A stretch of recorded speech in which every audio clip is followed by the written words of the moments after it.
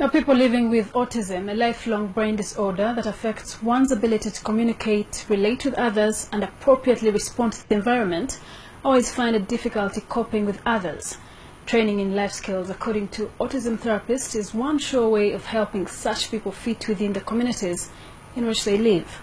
However, only a handful of them in Uganda access such training. Now, as we commemorate the Autism Awareness Month, in tonight's Health Focus, we look at the effort to train autistic children in life skills, which is still a preserve for the well-to-do.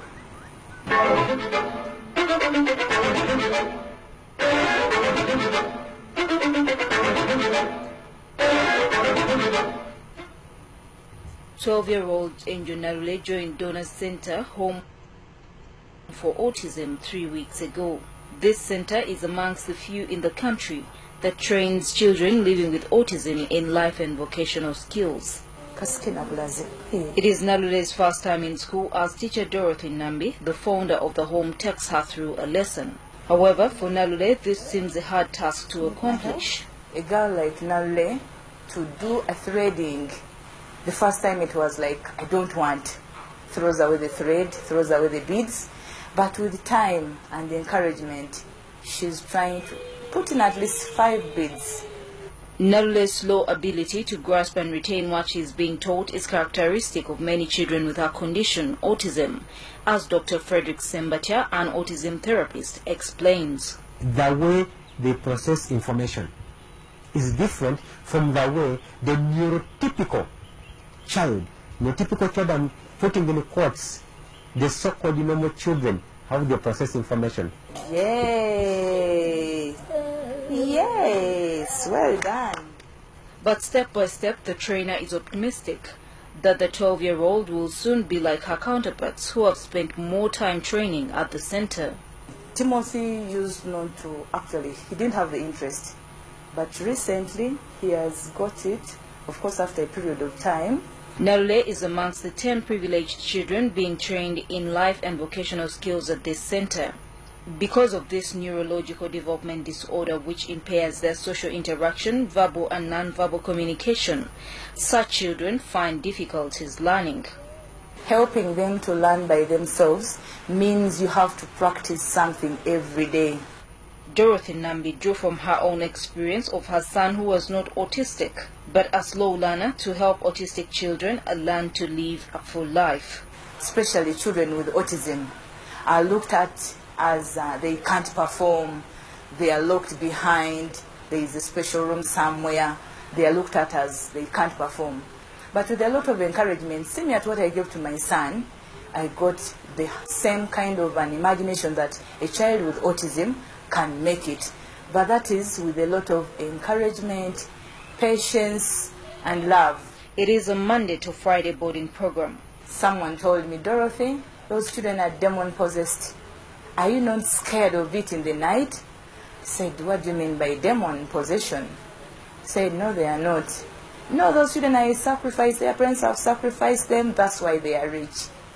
I said, no, I'm not listening to that. I said, let me have the children and let me see what will go on. Nambi explains the essence of having these children born in a learning environment. Children with autism adapt different behaviors by copying. But when we are with them, we train them the normal behaviors. Don't do that, do this.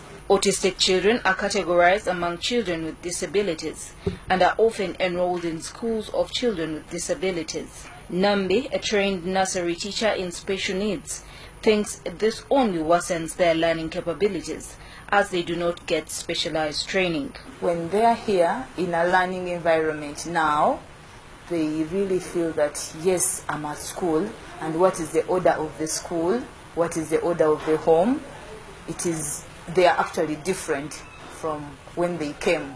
And I still believe the ones who are locked out there are missing something. Many people living with autism actually live a life of rejection due to the notion in the communities that they can barely do anything for themselves.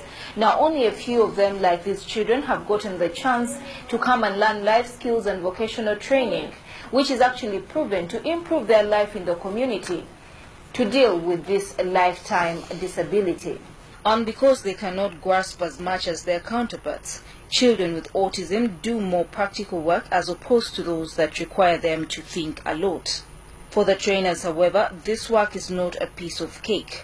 Such is the behavior they have to deal with on a daily basis. No. Okay, it's fine. We have finished. It's okay. Come, let's go and wash hands. Time for break.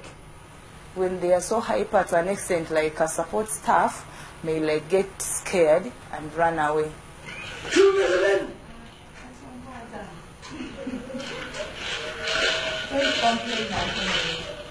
A teacher dealing with autistic children, you have to be really patient. Like somebody throws a tantrum, you have to accept and try to say, it's okay, get back. With patience, the teachers are able to get good out of the children society often looks at with a stereotype. These are some of the handcrafts that the children at Donor Center Home for Autism have been able to make with the help of their trainers. As much as many parents might want their autistic children to learn such skills, the service is still quite costly. The people around home don't do anything at all to help this individual understand, process the world around him or her correctly. This child or individual is going to find a hard life in the future. Yet with the perception that autistic children cannot make it in life, a number of parents and caretakers relax on securing an education for such children.